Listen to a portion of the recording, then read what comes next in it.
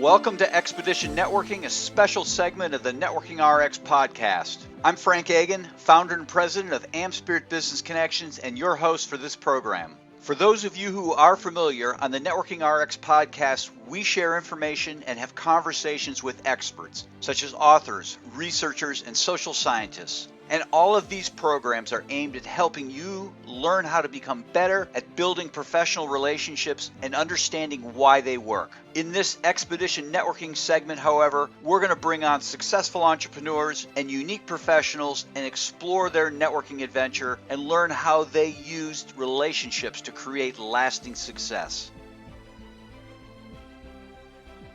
You know, there's all sorts of stories out there of people who things just don't work out. Things don't work out how they plan. And maybe that's the story for everybody. I shared on an earlier podcast, had a friend in high school, knew him all the way up through 5th or 6th grade, always wanted to be a surgeon. And lo and behold, I'm 40 some years out of high school now. That guy's a surgeon, and he just kind of stayed on that path. And that wasn't my story, and that's not the story of a lot of people. But today on Expedition Networking, I have Alex Hitt on, and I'm going to just share a little bit about Alex's story, and then I'm going to just get him to jump right in. But in leading up to 2019, or up to December 2019, he was an international award-winning hotel manager. And I get it. You know, there's the guy who works down at the Motel 6 or whatever, and you can snicker at him. But I mean, these are big hotels. You know, when you're getting these kinds of awards, these are big hotels with millions of dollars coming through them, not just annually, but probably monthly. You know, big conferences, you know, lots of great stuff. And but he just took a chance and he moved to Hawaii. He had no car, no job, no apartment, no connections. But he's like, you know what? I'm good at this. I'm good at what I do. I would love to be in Hawaii. And I can do it. I'm young. Why not? And he landed the best job of his life there in early 2020. And if for those who are living under a rock, March of 2020, or really January 2020, we had this inkling that something was coming. And I don't know when that hit Hawaii. Alex will tell us.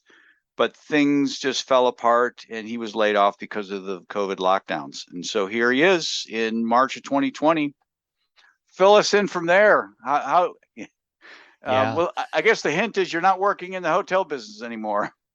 No, I'm not. Yeah, in my background, like you said, I was working at hotels. I opened up a brand new $36 million hotel in downtown Madison. It was a huge deal, and ended up becoming the #1 guest experience manager in the entire world. I did speeches for general managers of a boutique hotel chain and all over the world, and spoke, you know, at corporate events. And moved out to Hawaii with no car, no job, no apartment, no connections. But I had confidence. Hey, I'm the #1 guest experience manager in the world. I think I can get a job. And I got one very quickly. Best job of my entire life. And then, on my first day, I get a call, and then they say, don't come into work today. We're going to furlough you because of COVID. And this was in the very beginning of March. And I said, geez, well, you know, this will only take about 2 months, right? Or 2 weeks, 2 weeks, right? Yeah. Yep. And they send me another letter 2 weeks later. It's not going to be 2 weeks. It's going to be 2, you know, and just on and on. And at the end of 2020, they sent me a final letter that said, you're not furloughed anymore. You're permanently laid off. And all the hotels in Hawaii were still shut down. We had one of the strictest lockdowns. So I lived on Waikiki Beach, and every single hotel was pitch black for a year. And I'd walk down Waikiki Beach, one of the most populated beaches, you know, one of the most high the tourist destinations in the entire world. You wouldn't see a single person. And at the end of the year, I said, I don't think I'm ever going back to hotels. My career momentum was kind of gone. The income, you know, what's the path now? Yeah. The hotels have kind of recovered, but, you know, really it's taken a big hit. You know, and for anybody who wants to continue in hospitality management, man, what a tough job. What were you on some sort of unemployment, or, I mean, nope. No, nothing. I didn't qualify for unemployment because I quit my old job and I hadn't been at my new one long enough. Okay. And so I thought I'm eventually going to go back to hotels, and I thought it was just going to take a couple of months. And we moved out here it was me and my girlfriend. We moved out here together. We moved out here with about $5,000 in cash and 5 credit cards. And I thought, and we were, you know, when I got my job, man, I was about to make a ton of money. She was about to make a ton of money. We were both in hotel management. And we just thought we'd come out here, we'd make more money than we ever could, live here for a year or two, and then move back and work at another hotel, just kind of hotel hop. And was just racking up credit card debt because I said, I'm eventually going to go back to this job and I got a salary. And so at the end of 2020, I was doing actually delivery driving for Uber and Grubhub and just doing what I had to do. There were no jobs. I mean, Hawaii's 100%, you know, not 100%, but a lot of their industry is tourism. That's what my whole background was in. So I tried to apply for online jobs and nothing happened, you know. And so I just drove food delivery. I would flip furniture out of our studio apartment. My girlfriend was like, why do we have 17 ottomans in here, you know, in our studio apartment? Right. And I'm flipping them on Facebook Marketplace for $20. And I would go to building sites and I would ask the people there, hey, do you have any building materials you want to get rid of? And so at one point I had 900 pounds of concrete in the back of my Honda Fit. True story. Wow. And I'm reselling it for $40 a bag. Wow. And just trying to make a buck, thinking I'm eventually go back to hotels. You know, at the end of the year, they laid me off and I said, okay, I got to do something else. I got to get a new job. So I became a real estate agent with no experience in the industry. I looked into it when I lived in Madison and I'm like, oh, I knew some people who did real estate. They said, oh, you should do it too. You'd be great at it. So I became a real estate agent here in Hawaii and I didn't know anybody. I mean, the entire time that we've been here, we've been on lockdown. I literally had no connections here, but I understood something about social media because I managed social media for big hotels before. And so I understood how to use social media and how to gain a following, how to post content, how to discover, how to find the customers, the target audience. And so I just started doing it for myself and my own brand, Alex Hitt Hawaii Real Estate. And in 2021, I did $3 million in real estate sales here locally in Hawaii. And I did business with complete strangers. I met them all on social media and I never paid for an advertisement because honestly, I didn't have any money to do paid advertisement. Right. But I still was able to sell, you know, $3 million in real estate here. So that was my first pivot. And then I hopped on, I was introduced to online networking events. This is kind of my introduction into online networking. I sold my first house and that's a whole crazy story. I sold my first house, $1.42 million. And there's kind of an incredible story around it. The person I actually sold it to, it was actually a case of mistaken identity. They actually thought I was a different real estate agent. Oh, wow. But through my social media presence, they just made the assumption that I was the person they were looking for. And, you know, we won't go to it all today, but the person who actually had this case of mistaken identity was a former FBI agent.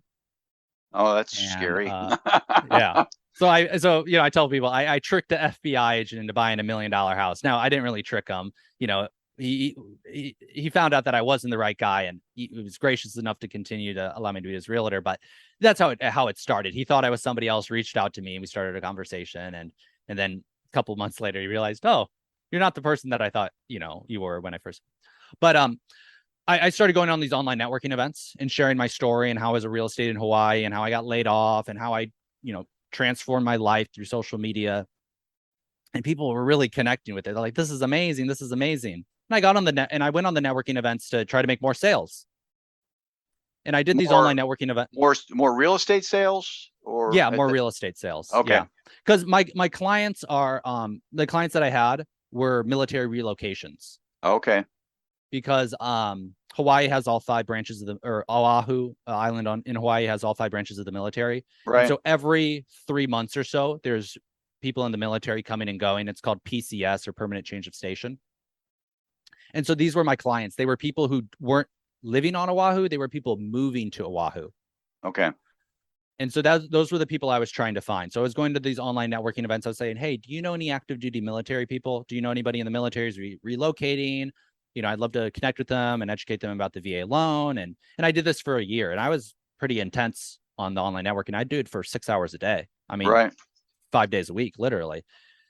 And I did this for an entire year, really intensive on it. And to be honest, I didn't make a single sale through online networking for an entire year. And I was doing it very intensely.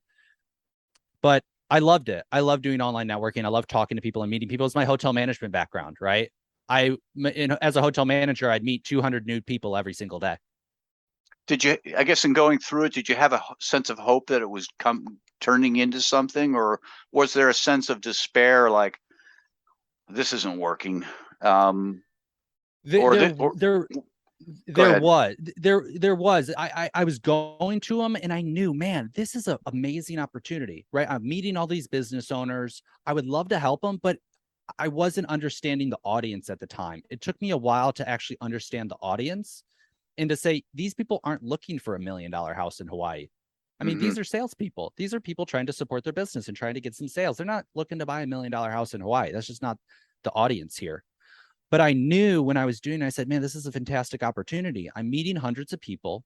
And if I had a product that was affordable, because no one hears, no one's coming to these meetings saying, hey, I got $1 million. They're saying, I'm Right. trying to sell something. I'm trying to make a buck myself. I said, if I could help these people out, if there was a product or a service that could really help these business owners out, was affordable enough for them, well, wow, this would be a wide open, warm market. And it took me really about a year to find out what was needed, the gap in the market, and then develop a product that people would actually want to use. And so that's where I did it for a year. At the beginning of 2022, I hopped on TikTok just to support my own business and just to get out there in my own business. When you say Because I've your been own using, for yeah, real estate again? for real Okay. estate. So I was like, let me just hop on TikTok so I can try to get more clients and talk about military PCS, and military relocations. That's what my TikTok channel is going to be about. And in my first month on TikTok, I got 200,000 views. And I'd been using all the other, so I've been using Facebook and Instagram and LinkedIn and Twitter. I've been using all of them.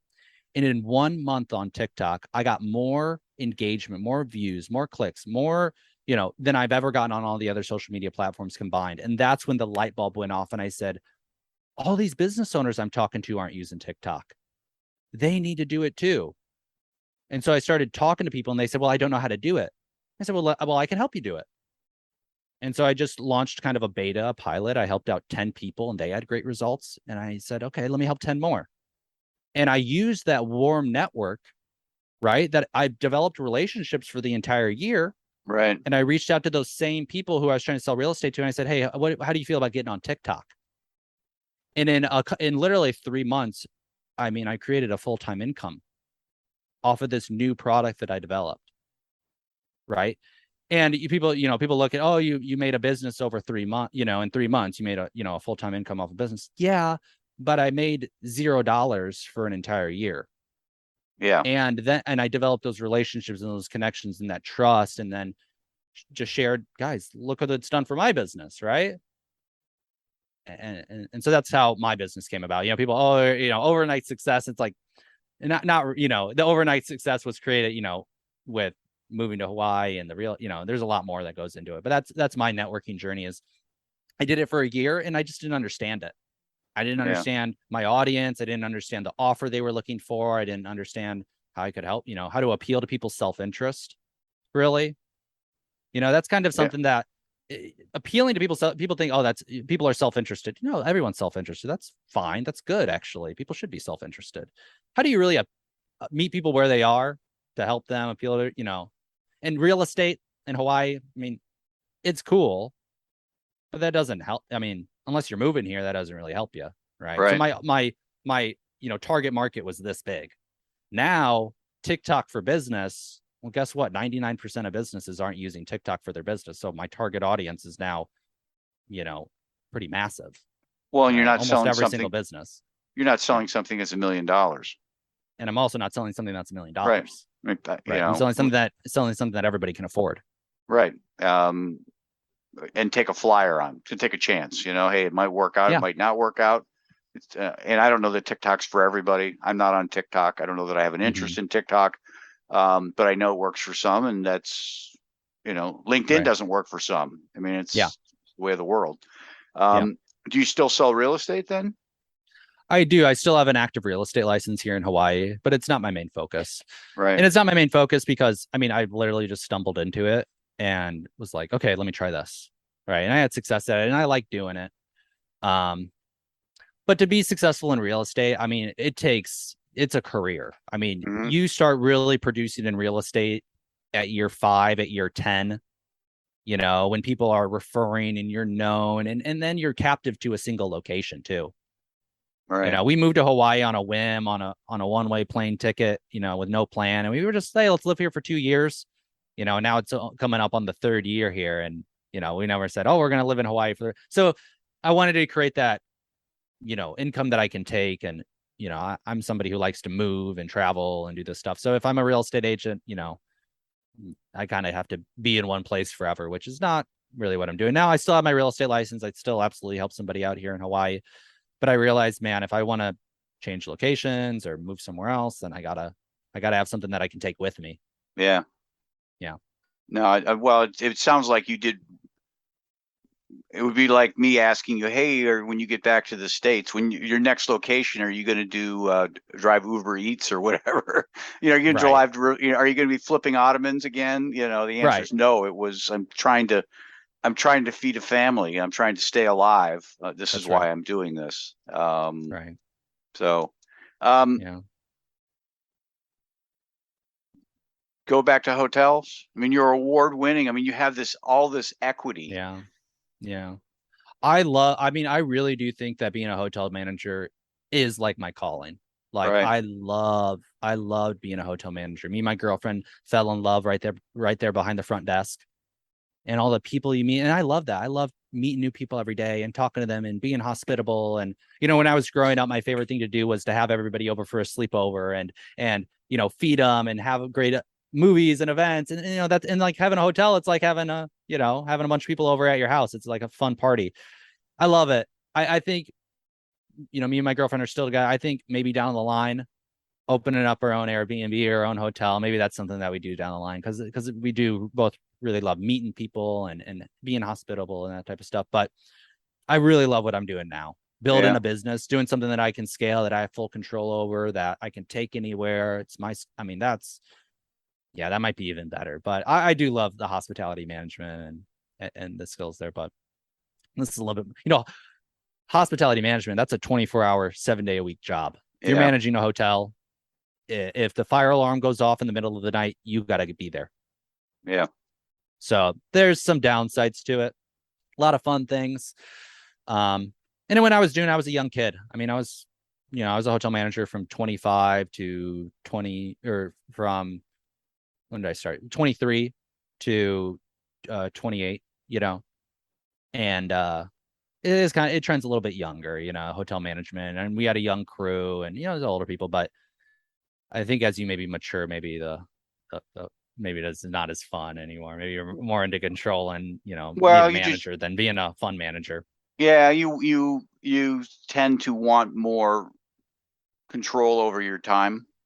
Yeah. I mean, you see people in really all walks of life, geez, how that would be fun, all the travel. My daughter works for Right. a professional soccer team, in year Mm, one, traveling with the team was cool.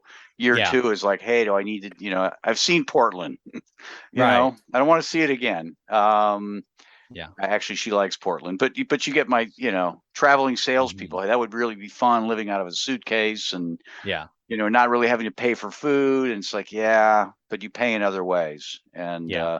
that's what it sounds like with respect to the hoteling business or hotel management. Um, but what you have now is, I mean, you can develop a piece of content or a training or something like that, and it can become evergreen. It can really go 24 hours a day. Yeah. Um, and there's something you've really leveraged your time. Yeah. That's the thing that really excites me about what I'm doing now, is sky's the limit.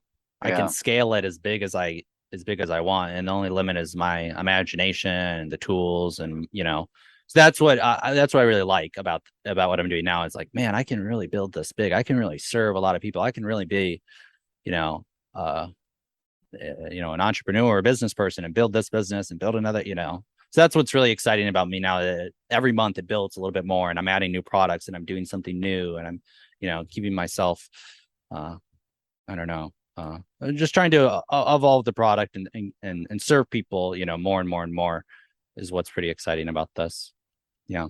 Yeah. As you were talking, I was thinking of Lewis Howes has a quote that goes, don't be jealous of somebody in their winning season. You don't know what they went through, what they lost in their losing season. And Yeah. that's, you know, you went a year trying to figure it out. Oh, I went a year literally driving delivery, 14 hours a day, 7 days a week. Yeah. And I still went in $25,000 worth of credit card debt. I had $500 in interest payments every month, and that hung over me for a year. I go Yeah. drive delivery all day, make $200, and I couldn't even pay the interest off of my credit cards, let alone the down payment. Yeah. Thinking, when am I ever going to get out of this? And just racking it up and flipping freaking bags of concrete and auto, just like, and just sick to my stomach, like thinking, how is this ever going to end? How am I ever going to get out of this? And I really had no idea. I thought, like, I guess I'll file bankruptcy. I mean, and it was only, a chance encounter and a random social media connection that changed my life. I mean, Right. one sale changed my life, and I made more money in my first real estate deal than I made the entire year previously. That must have been a great feeling. I made under 20. I lived off of under $23,000 in 2020. Well, and I had a $2,000 a month rent payment. So I was going to say you didn't live on 23,000. You only had 23. You lived on a lot more because you were racking up debt, right? Exactly. I mean, I lived off it. Yeah, exactly. Yeah. You lived off exactly. a lot of. Yeah, that's amazing. TikTok goes away tomorrow. What do you do?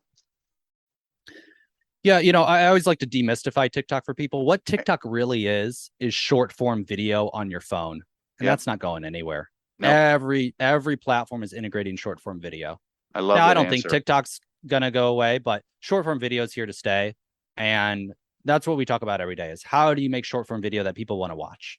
Yeah. So we're focusing on TikTok right now because 99% of business owners aren't using it. It's the most popular app in the entire world. It's the most downloaded app, the most used app ever, and so branding myself as the TikTok guy, it's my greatest strength, but it's also my greatest weakness because I'm getting people onto the platform. But there's a lot of people who still have the apprehension to get on the platform for things they've heard in the news, or it's another social media. It's one more that I'm not doing already. So it's helped me to kind of break that myth for people like, hey, TikTok is not just for kids. It really is a business platform, but that's going to drive a couple people away. So, I always like to reframe it, guys. TikTok, it's really just short form video on your phone. YouTube is long form video on your computer. Or TikTok is short form video on your phone. Do you think your business can benefit from short form video on your phone? Answer to that for everyone is yeah. So yeah. Well, and you're, I mean, I love that answer because everybody is getting into it. I mean, YouTube has a short form component now. Yep. I believe Instagram's got a short form component. And so it's. You have YouTube Shorts, you have Instagram Reels, you have Facebook Reels, Pinterest just integrated short form video, LinkedIn is posting short form video. Yeah, it's taken over. Yeah, and one interesting distinction that here's two things. TikTok isn't really a social media platform as much as it is a entertainment platform. YouTube is more of an entertainment platform. Now it's an educational entertainment platform. Right. But TikTok is really, that's kind of how it started. Now people are integrating information, entertainment, infotainment, how a lot of YouTube videos are. But you're seeing all the other social media websites, social media kind of had its day. And now people are wanting more of this kind of short form entertainment. So one of the statistics that kind of shocked me was the average user on LinkedIn spends 17 minutes per month on LinkedIn. That's the average user on LinkedIn. The average user on TikTok spends over an hour a day. Wow. Right. Because LinkedIn just isn't, it's kind of boring, right? And it's a selective group of people. The people who are actively using LinkedIn are doing it for business, a sales purpose. The average consumer, which is who most of us want to reach, they're on entertainment platforms. They're not into business networking. They're not, they have no use for it. And what use does a nurse have to go actively network on LinkedIn? Right. Not really much unless she's looking for a job. Right. Yeah. So yeah, that's kind of a change that I think a lot of business owners need to think about too, is, finding the customers where they are. Kind of like me, knowing your audience. Right. you know, in the Yeah. networking, right? You got to know your audience on the other side, and how to reach, you know, how to reach the, you know, I guess your target market, and more, your target market is on TikTok. Well, I really appreciate you coming on today. What would be a good way for somebody to get a hold of you? Obviously, he's in Hawaii, so they're 5 hours behind Eastern time. I think it's 5 hours, right? Yeah, 5 or 6, depending on daylight savings. Okay. Best way to get a hold of you? Yeah, you can send me an email at alexahitt@gmail.com, AlexAHitt@gmail.com. You can find me on social media too, right? I'm on social media. But the best way is probably to send me an email and to join my Facebook group. We're the TikTok for Business group on Facebook. You can find me on TikTok for Business group, or I'm sorry, on TikTok, you can find me TikTok for Business group. Yeah, I'm around. You can search Alex. You can find me a couple of different places. Sounds good. Again, appreciate your time being here. Hey, thank you, Frank. I appreciate you. Thanks for joining us on the Networking RX podcast. Please put what you've learned into action today and let us know if you have questions, comments, or ideas for future topics. You can email them to us at podcast@amspirit.com. That's AmSpirit.com. Finally, so you never miss an episode, be sure to subscribe to the Networking RX podcast through iTunes, Overcast, or however you receive your podcasts. Now get out and network with someone. The Networking RX podcast is the copyright production of AmSpirit Business Connection. All rights reserved.